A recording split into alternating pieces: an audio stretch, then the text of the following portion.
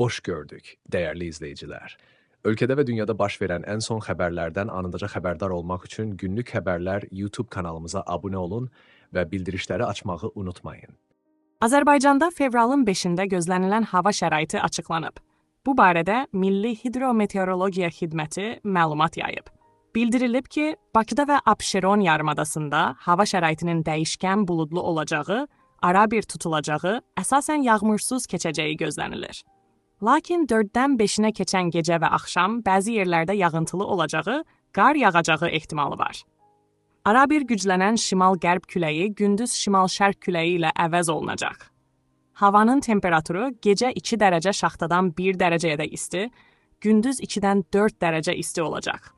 Atmosfer təzyiqi 767 mm civə sütunundan 770 mm civə sütununa yüksələcək. Nisbi rütubət 70-80% təşkil edəcək. Gecə və səhər saatlarında bəzi şəhər ətrafı ərazilərdə yolların buz bağlayacağı ehtimal olunur.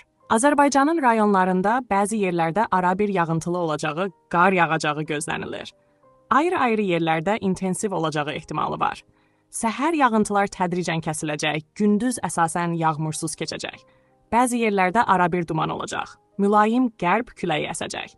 Havanın temperaturu gecə 1-dən 5 dərəcə isti, gündüz 5-dən 9 dərəcə isti.